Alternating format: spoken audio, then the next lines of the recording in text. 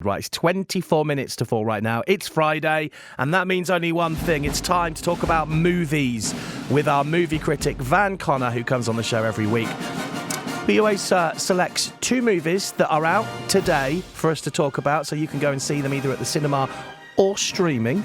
So let's see what we're going to talk about today. Good afternoon, Van Connor, and welcome to the show again. And good afternoon to you, Mr. Ball. And you know what? This week, I picked 2 that are both on streaming, so you don't have to leave the house. You can stay in for your bonfire night weekend on your couch, and you can enjoy not 1, but 2 absolute bangers at home. Brilliant. And that's exactly what we need. A, because nobody's got any money at the moment, and B, because it's getting cold outside and it's quite nice to stay in.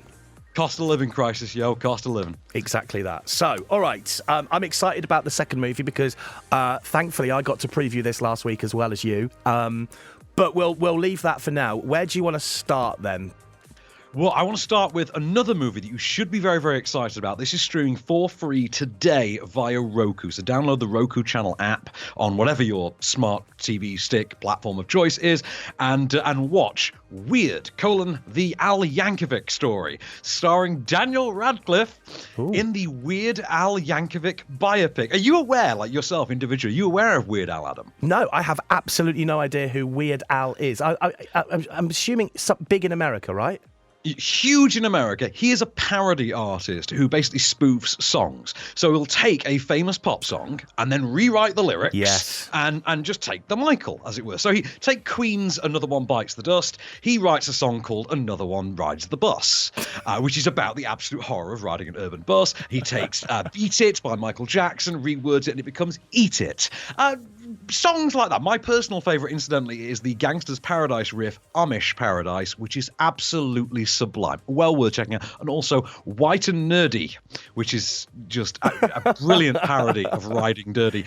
This is the biopic. It is not a straightforward, factually based biopic. It is about as irreverent as you would expect of the man I have just described, who is known for his big wild hair, his mustaches, his Hawaiian shirts. This was a parody sketch by Funny or Die about 7 or 8 years ago. It starred Aaron Paul from Breaking Bad, now adapted for the screen because the sketch was huge, went viral, has now been adapted into a full-blown movie starring Harry Potter and the Swiss Army Man himself, Daniel Radcliffe. I've got a clip for you that's going to tell you exactly how seriously they are taking this. I'm tired of people thinking I'm some kind of joke. Your dad and I agreed it will be best if you just stop being who you are and doing the things you love. My whole life, all I wanted. I'm afraid we found your son at a polka party. Is to make up new words to a song that already exists. Oh, well, you should do that then.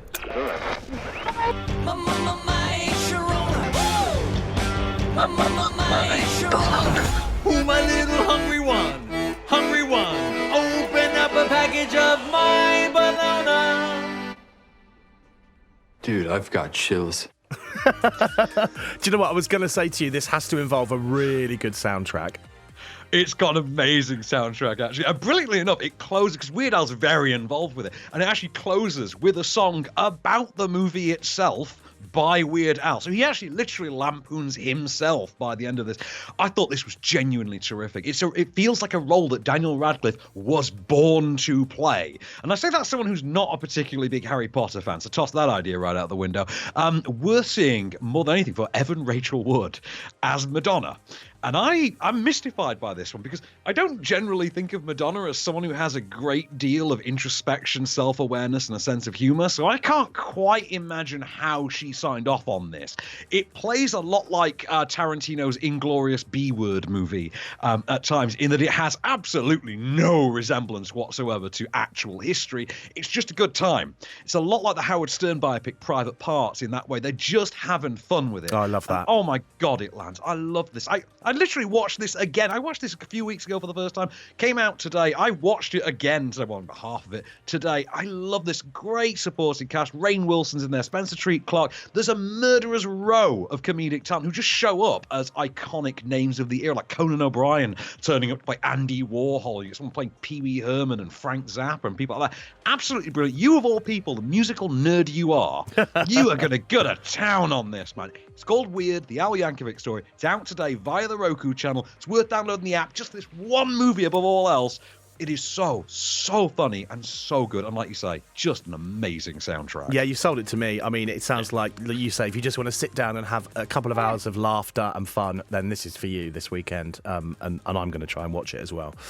Now, the second movie we're chatting about, I'm very excited about because I managed to get a preview of this last week. Well, it is awesome. We are, of course, talking about Enola Holmes 2. So, in the style of a non-professional movie critic, I did make some notes. You know, I was lucky enough to get the preview. I thought, I'm not going to waste this. I'm going to make some notes while watching this. But I will share those after you've given your opinion on what you thought of Enola Holmes 2. So, based on the series of novels, young adult hit, adapted for the screen probably about a year or two ago, we got Enola Holmes on Netflix. We've now got the sequel.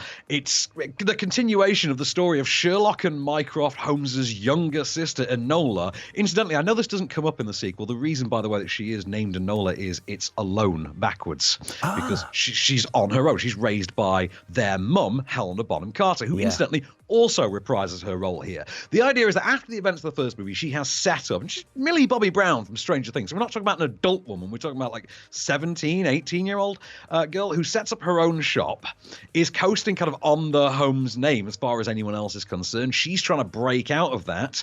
She takes on a new case, a missing persons case, that leads her to a match factory that may or may not be indulging in illicit activities involving the exploitation of its female working staff. And into this mix, she finds herself crossing paths with her older brother, Sherlock, and a new case that seems to be particularly vexing him, and a new emerging nemesis who you may or may not have heard of at some point in literary history, and the pair must join forces to save them. We've got a clip for you that's going to set the wild pace of this one up for you. Is it true you find lost people? Yes. My sister. She disappeared a week ago. At last, I would be a detective in my own right, worthy of the Holmes name. Dare I ask? She's a detective. Good God, another one.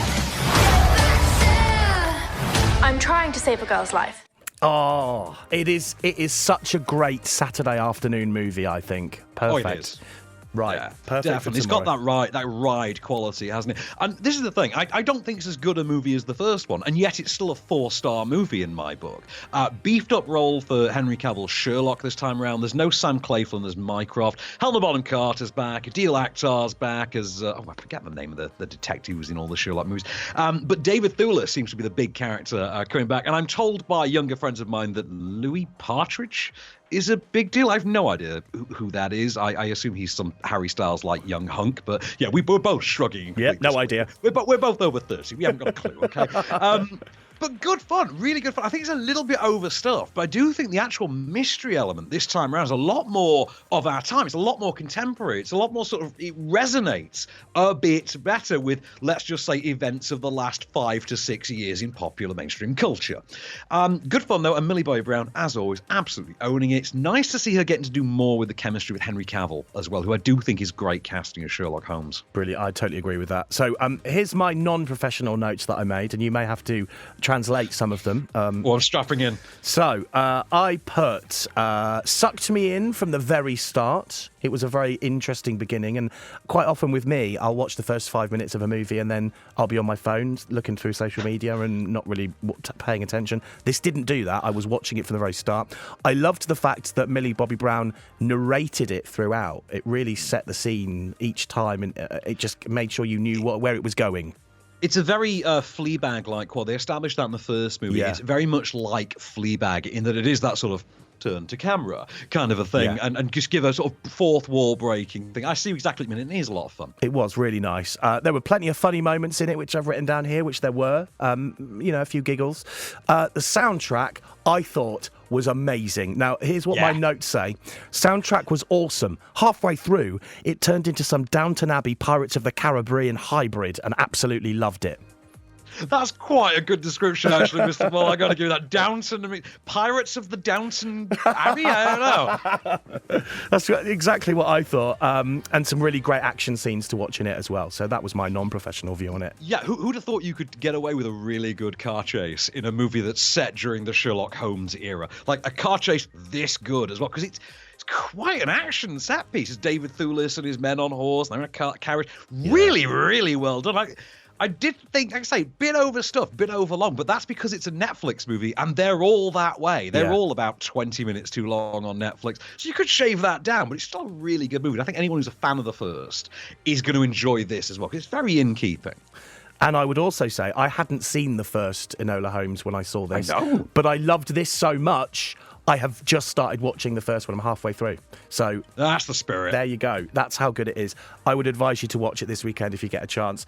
So this is streaming on Netflix from today, I think, isn't it? Yeah, this is Netflix from today. Weird is over on the Roku channel from today. So 2 that you can stay on the couch this bonfire night weekend. So take the kids out, have your fireworks, and when you come home, there's something to watch. Yeah, absolutely. And Enola Holmes 2 is a perfect Saturday, Sunday afternoon movie with a nice bowl of soup and a cup of tea. So highly recommend that this weekend.